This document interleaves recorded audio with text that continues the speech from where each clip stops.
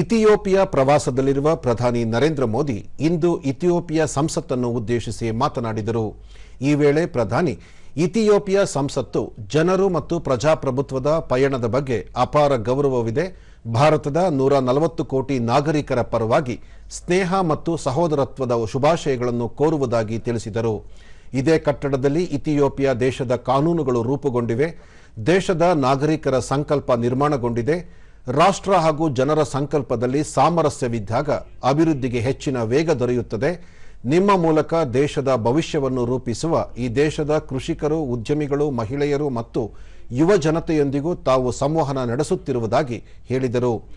ಭಾರತ ಮತ್ತು ಇಥಿಯೋಪಿಯಾ ಐತಿಹಾಸಿಕ ನಾಗರಿಕತೆಯನ್ನು ಹೊಂದಿದ್ದು, ಸಬ್ಕಾ ಸಾಥ್, ಸಬ್ಕಾ ವಿಕಾಸ್, ಸಬ್ಕಾ ವಿಶ್ವಾಸ್ ಮತ್ತು ಸಬ್ಕಾ ಪ್ರಯಾಸ್ ಧ್ಯೇಯದೊಂದಿಗೆ ಆತ್ಮವಿಶ್ವಾಸದಿಂದ ಮುಂದೆ ಸಾಗುತ್ತಿದ್ದೇವೆ.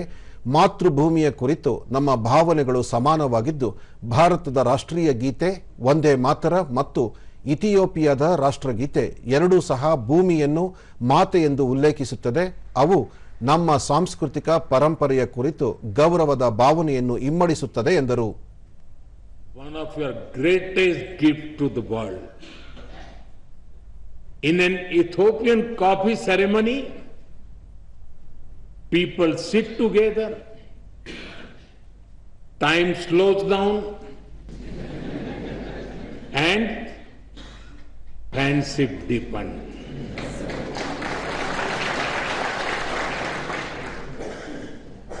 In India too, a cup of tea is an invitation to talk, to share, to connect. And just like Ethiopian coffee and Indian tea, our friendship is brewing strongest. Today, I stand before you among sisters and brothers with a deep sense of gratitude and bright hope for the future. The future is calling, and India and Ethiopia are ready to answer. Honorable members, as I conclude, I give you my word that we will work together as equals.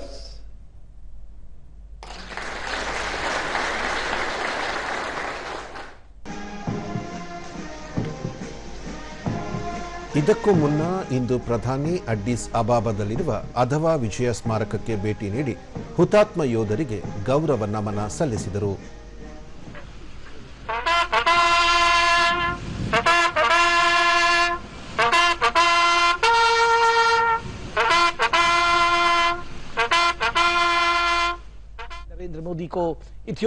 ನಿನ್ನೆ ಪ್ರಧಾನಿ ನರೇಂದ್ರ ಮೋದಿ ಅವರಿಗೆ ಇಥಿಯೋಪಿಯಾದ ಅತ್ಯುನ್ನತ ಗೌರವ the great honour Nishan of Ethiopia ಪ್ರಶಸ್ತಿಯನ್ನು ಇಥಿಯೋಪಿಯಾದ ಸಹವರ್ತಿ doctor ಅಬಿ Ahmed ಆಲಿ ಅವರು ಪ್ರದಾನ ಮಾಡಿದರು.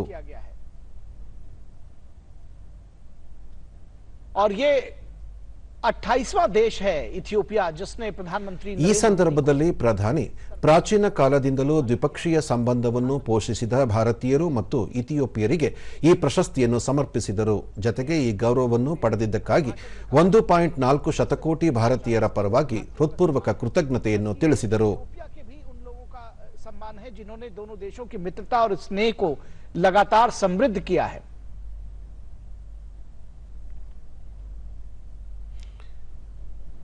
फ्रेंड्स, भविष्य उन्हीं पार्टनरशिप का होता है जो विजन और भरोसे पर आधारित हो.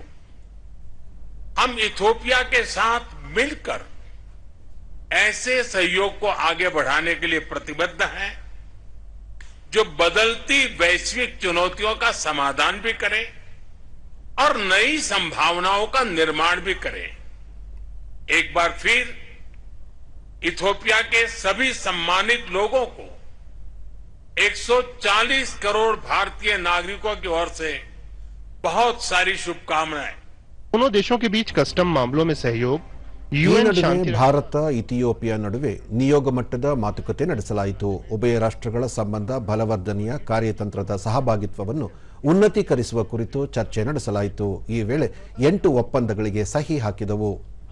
भाषाओं और समृद्ध परंपराओं से संपन्न ಈ ಮಧ್ಯೆ ಪ್ರಧಾನಿ ನರೇಂದ್ರ ಮೋದಿ ತಮ್ಮ 3 ರಾಷ್ಟ್ರಗಳ ಪ್ರವಾಸದ ಕೊನೆಯ ಹಂತದಲ್ಲಿ ಇಂದು ಸಂಜೆ ಒಮಾನ್ಗೆ ಆಗಮಿಸಲಿದ್ದಾರೆ. ಒಮಾನ್ ಸುಲ್ತಾನರ ಮುಖ್ಯಸ್ಥ ಸುಲ್ತಾನ್ ಹೈತಮ್ ಬಿನ್ ತಾರಿಕ್ ಅವರ ಆಹ್ವಾನದ ಮೇರೆಗೆ ಪ್ರಧಾನಿ ಒಮಾನ್ಗೆ ಭೇಟಿ ನೀಡುತ್ತಿದ್ದಾರೆ. ಪ್ರಧಾನಿ ನರೇಂದ್ರ ಮೋದಿ ಅವರೊಂದಿಗೆ ಉನ್ನತ ಮಟ್ಟದ ನಿಯೋಗವೂ ಇರಲಿದೆ. 2 ದಿನಗಳ ಭೇಟಿಯ ಸಂದರ್ಭದಲ್ಲಿ ಭಾರತ ಮತ್ತು ಒಮಾನ್ ಸಮಗ್ರ ಆರ್ಥಿಕ ಪಾಲುದಾರಿಕೆ ಒಪ್ಪಂದಕ್ಕೆ ಸಹಿ ಹಾಕುವ ಸಾಧ್ಯತೆ ಇದೆ. अंतर्राष्ट्रीय मंचों पर भी हम कंधे से कंधा मिलाकर खड़े रहे हैं. इथियोपियाई स्कॉलर्स के लिए आईसीसीआर स्कॉलरशिप डबल करने, आईटीईसी कार्यक्रम के अंतर्गत